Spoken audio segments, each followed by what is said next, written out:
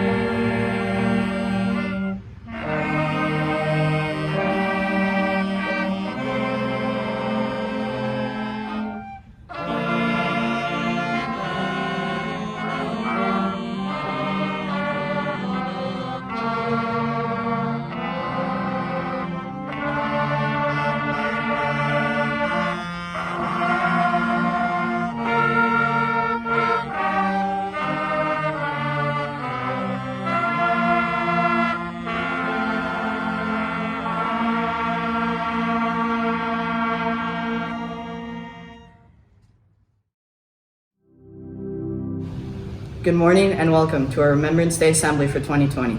We're the students of Ms. Makiewicz' grade 9 English class, and we've produced this presentation today. We at John Rennie High School commemorate this event every year to ensure all the Canadian Armed Forces personnel who fought for our freedom are never forgotten. It is our duty to honor our veterans for risking their lives so we can live in peace. In today's fast-paced world, it can be easy to forget what so many men and women have sacrificed so that we could be free. So, how do we pay our respects to our Canadian Forces personnel? By wearing a poppy, or when you see a veteran, you can look them in the eyes and say, "Thank you for your service," or "Thank you for risking your life so we could be free." Most importantly, we take a moment now to reflect on the freedom and peace in our lives, and to remember the men and women who served and sacrificed for all we have today. Our Canadian Forces help serve and risk their lives for us every day. Concrete examples of this include coming to the aid of seniors at senior residences to restore order and safety during this COVID-19 pandemic, And peacekeeping all around the world in order to keep us and others safe. The year 2020 marks 75 years since Canada liberated Holland at the end of World War II. We remember, every year, during the Spring Tulip Festival in Ottawa, what our Canadian soldiers did for the Netherlands during World War II. Canada harbored the exiled Dutch royal family during the war, and ensured that the new princess be legally born on Netherlands soil to preserve her Dutch nationality. Most importantly, it was the Canadian Armed Forces who liberated Holland from Nazi oppression and brought them supplies in their most dire need. We honor the sacrifice of the over 7,600 Canadians who lost their lives during this campaign. To this day, every spring, the Netherlands gift us hundreds of thousands of tulips in gratitude, and the tradition continues. So along with everything else of the year 2020, we should remember that it also marks the 75th anniversary of the liberation of Holland.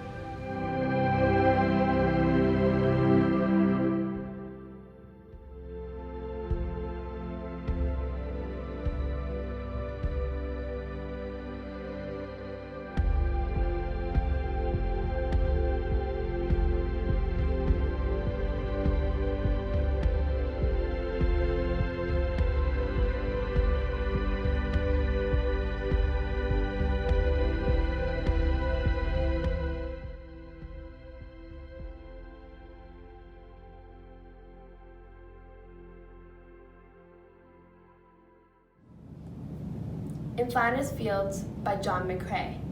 In Flanders Fields, poppies blow. Between the crosses, row on row, that mark our place, and in the sky, larks still bravely singing fly, scarce heard amid the guns below. We are the dead, short days ago.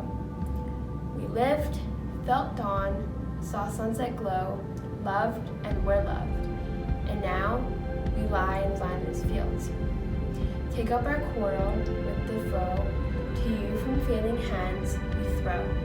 The torch be yours to hold it high, if ye break faith with us who die.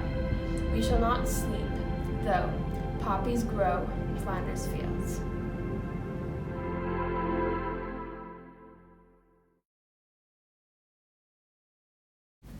So, we here at John Rennie are very proud to have Madame Pelletier as one of our school's teachers, because she is a member of the Canadian Armed Forces. Our Remembrance Day Assembly would not be complete without you. Would you mind answering a few questions regarding this important occasion? Of course, go ahead. So, firstly, how long have you been in the Army? I've been serving in the forces for now 31 years. Wow. Okay, so what is your position? I am currently the commanding officer of the 34th Brigade Battle School. So what it means, I'm in charge of all the training for the reservist soldiers of the west portion of Quebec. So when they enroll, they have to do their first military training, their basic military training, and then they get their training in their individual trade. And I'm responsible for them to receive a quality instruction, and so they're ready to go into their career. Wow, very impressive. So, as a member of the Canadian Armed Forces, why do you see Remembrance Day as an important occasion? Well, Remembrance Day is that time when to honor those who have died on the battlefield, those who fought for our freedom. There is that day to remember them, but we should remember them every day, of course. They sacrificed their life for us, for our freedom, for our quality of life that we have today. It was a sacrifice for not only them, but their family who lost their loved ones. It is an experience that is not comparable to anything else. And as Canadians and people on the planet, like the whole world is actually celebrating the lives of those who perished for us. So we should be taking the time to honor their memory. We should. Very well worded. Thank you.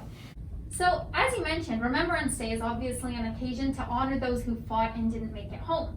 But do you think we should also be honoring veterans that are still here with us today? And could you also explain if there's anyone else that should be acknowledged on November 11th?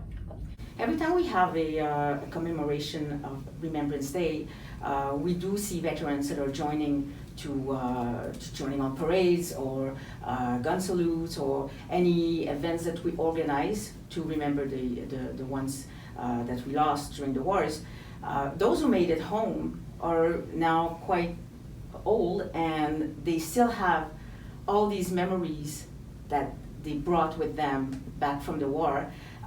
Memories that are not necessarily interesting to imagine. Seeing a colleague die next to you is something that you probably remember for the rest of your day. Definitely. Right? So we are very fortunate to still have those veterans that are joining us to celebrate the lives of those who did not come back. They're obviously, like I said, older and older. Eventually, there won't be any left, right? So we still have to continue as proud Canadians. We still have to continue to commemorate the sacrifice they made and those who came back for the effort that they gave during the wars. Now, the veterans, it's not just only the two great wars. We associate Remembrance Day because it's November 11, it's the end of the First World War, but we've had other conflicts where Canadians have participated. Let's think about the different the wars in Afghanistan, where we have now soldiers that are still serving the forces who made it and came back from Afghanistan. They are veterans. So anybody that is serving in the forces is a veteran, and they're giving their life, they're giving their service, they're giving their time to represent the country and sometimes go abroad and fight for our freedom. So whether it's the First World War, Second World War, we do make all these celebrations thinking of November 11, but we do have to acknowledge the effort and the time that service members are giving for Canada. Okay, thank you very much for that important message.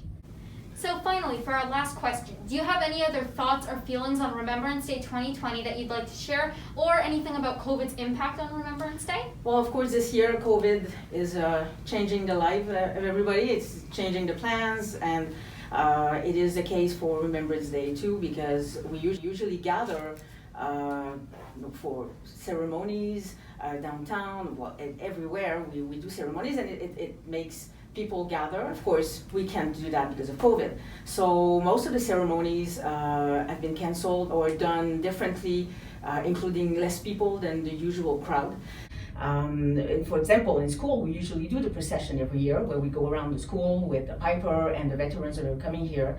And I always feel very, very privileged to be able to see those veterans and talk to them every year, and ask them how they're doing.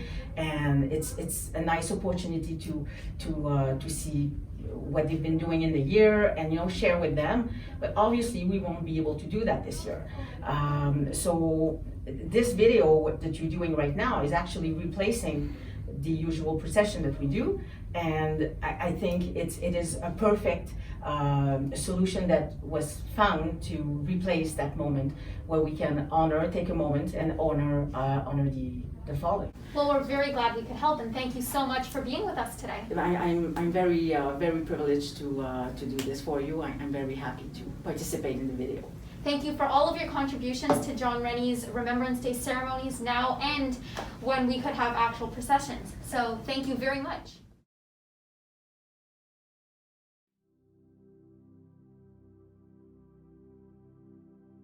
This is the table of the missing soldier. The table is small and set for one, symbolizing the vulnerability of a lone prisoner against his captors. Remember.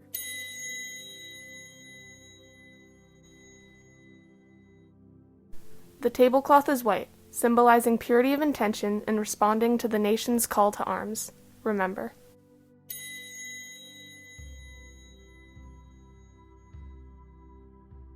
The chair is empty, for they are not here. Remember.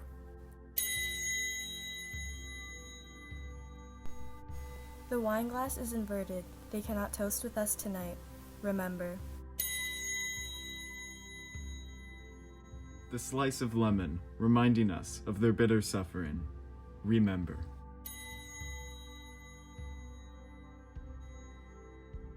The grains of salt, representing the countless tears of the families. Remember.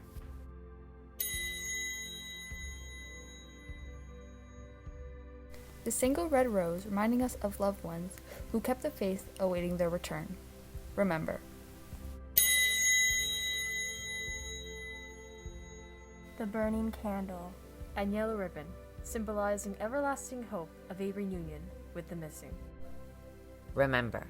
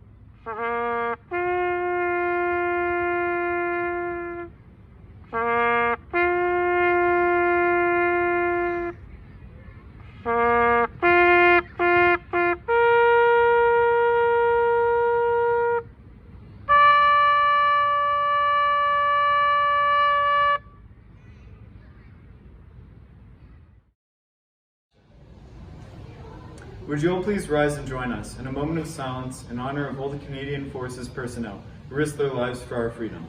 The moment of silence will be broken by the bagpipes' Amazing Grace. This will mark the end of our Remembrance Day commemoration for November 11th, 2020.